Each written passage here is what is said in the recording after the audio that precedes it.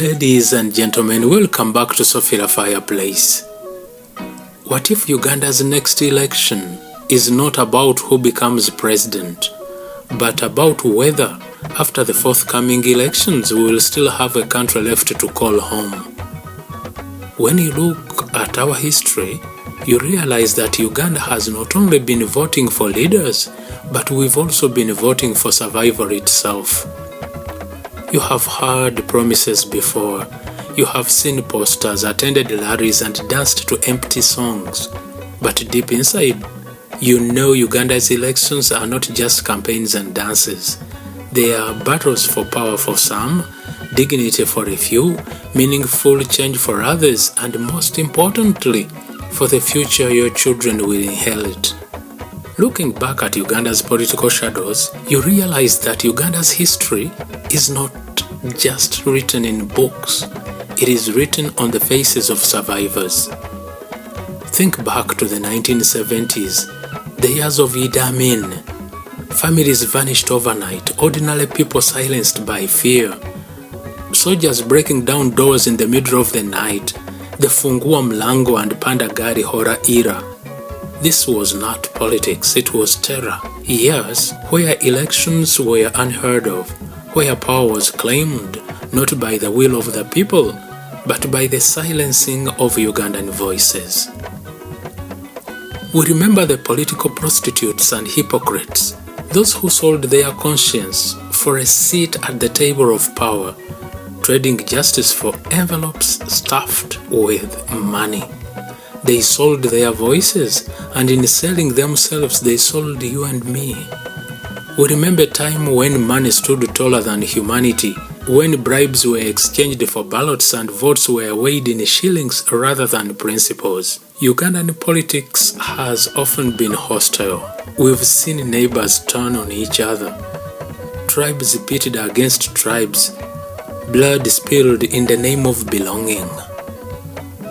We cannot erase the shadows of the extrajudicial killings, people who disappeared without a trace, the Beni Kiwanukas, the Archbishop Janani Luwumu's, the Father Clement Chigundus, to mention just a few.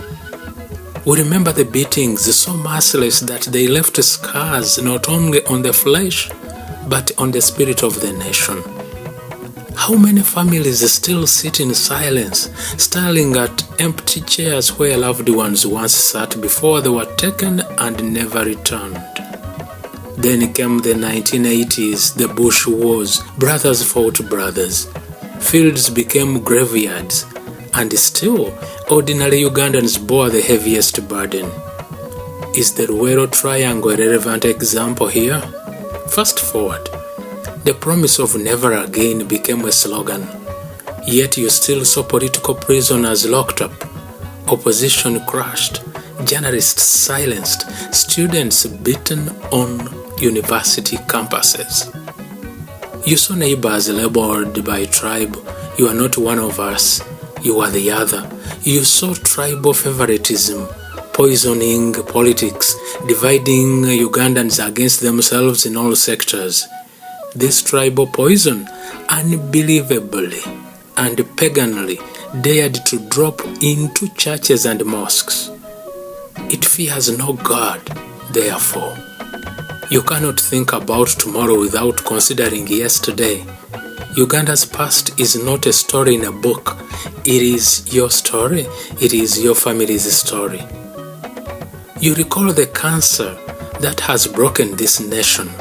Ballots that turned into bullets, people who disappeared, never to be seen again, political prisoners who were jailed for daring to speak, mothers crying outside prisons, fathers searching mortuaries, children growing up without parents because politics swallowed them whole.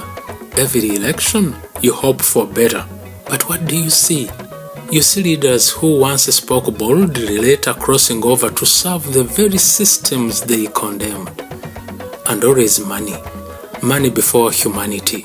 Leaders throwing notes in the air like confetti, bribing you to forget your hunger, your broken schools, your abandoned hospitals. You are treated as if your voice can be bought like sugar at a roadside stall. And what about you? You are left with no medicine in hospitals, no jobs for your children, and no peace of mind. Ask yourself, how long will you allow money to decide your future? You saw the political prostitutes who sold the nation's future for their own pockets. You saw the hypocrites smiling in the day, signing torture orders at night. You saw money rise above humanity, votes bought, hospitals neglected, schools abandoned, roads left to rot. And who paid the price? You did, ordinary Ugandans, with blood, with silence, with dreams stolen. Ugandan politics has been hostile to you. You have been divided by tribe, told that a Muganda cannot trust a Munyankore, that an Acholi cannot trust a Japadola, that a Rugbar must stand apart from a Karamajong. Yet all of you carry the same passport, same flag, and sing the same national anthem. You have seen the violence, extrajudicial killings, beatings on the streets so merciless that the bruises stayed not only on bodies but on souls. You have seen your neighbors disappear at night and gone just like that, and no answers came. This is the Uganda you have lived through, the Uganda you are tired of. And every election season, hopes rise in you again. You line up at rallies, you clap, you sing, you shout slogans, you believe maybe this time will be different. But then you see it happen again. Malpractices, votes stolen, results altered, money is handed out as if your dignity has a price tag, leaders chosen not by you but by those who control the system. It feels like a betrayal over and over again, and yet you keep hoping, because deep down you still love Uganda. This is where the wisdom of Sankofa speaks to you. The Sankofa bird flies forward while looking back, carrying an egg in its beak. It whispers to you, go back and fetch it. You must look back, not to remain trapped but to learn. Look back at the violence and say, never again. Look back at tribalism and say, not this time. Look back at money for votes and say, I cannot be bought. Sankofa calls you to reclaim what was lost, the dignity of your people, the power of your voice, and the unity of your communities. Reclaim the wisdom of your ancestors, elders who taught community, who taught that leadership is service, who taught that the dignity of one is the dignity of all. Can Ubuntu be another path forward? Yes, because Ubuntu reminds you that I am because we are. You cannot stand alone. No tribe can stand alone. No region can stand alone. Uganda survives only when you see yourself in your neighbor's eyes. You are not an Acholi alone. You are not a Muganda alone. You are not a Munyachitara, Rugubara, Japadora, Karamajong, Mogishu, Musoga, and the rest of the 58 tribes alone. You are Ugandan. Ubuntu reminds you that your neighbor's suffering is your suffering, that your tribe cannot prosper while others are crushed, that the blood of one Ugandan stains the hands of all Ugandans. Imagine politics where opponents are not enemies but partners in building. Imagine elections where humanity comes first, where you vote not for your tribe or for money, but for the good of all. That is Ubuntu. That is the Uganda we must build.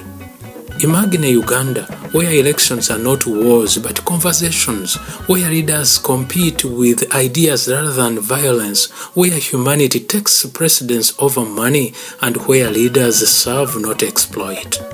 Ubuntu tells us that our future depends on how we treat one another. If one Ugandan suffers, all Ugandans suffer. If one Ugandan bleeds, all Ugandans bleed.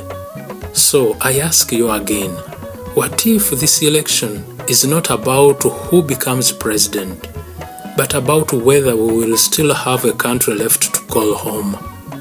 This time, we must make a choice. Cast your vote according to your political party and the candidate you believe in. Remember, not everyone will love or vote your dear candidate. So, let those who do not support your political beliefs do it in peace. That is democracy. Beloved, do not let politics divide you. Do not let tribalism poison your judgment. Do not let money buy your dignity. Above all, do not let violence steal your future. You must choose peace. You must go out and vote. Vote not with fear, but with courage. Vote not with hate, but with hope. Vote because Uganda is yours, not for those politicians of all different political creeds and colors. They say, before you set out for revenge, dig 2 graves, one for your enemy and one for your soul. Because hatred always kills twice. Beloved, when the results come, however they may turn out, remember this: violence is not the solution to everything. Violence only destroys what you are trying to build. So, maintain peace even in the face of disappointment. Keep peace even in anger. Keep peace because without peace there is no Uganda. Uganda belongs to you, to your children, to the generations yet unborn, and her tomorrow depends on what you choose today. Choose peace, and Ubuntu must shape the way forward. I am because we are. Elections are not just about who wins power. They are about the soul of a nation, the dignity of communities, the humanity we owe one another. Ubuntu whispers, no tribe should stand above another. No leader should trample on the people they serve. No election should cost lives. Uganda's story cannot be written in blood forever. It must be rewritten in compassion, justice, and unity. So, as the drums of election beat once again, let us remember Sankofa. Look back, reclaim what is good, reject what destroyed us. And let us live Ubuntu. Choose humanity over money, choose unity over tribalism, choose peace over violence. Uganda, rightly called the Pearl of Africa, is not the property of a few, it is the home of millions. And her tomorrow depends on what we choose today. Oh, Mother Uganda, may God uphold thee. For God and my country. Thank you for watching.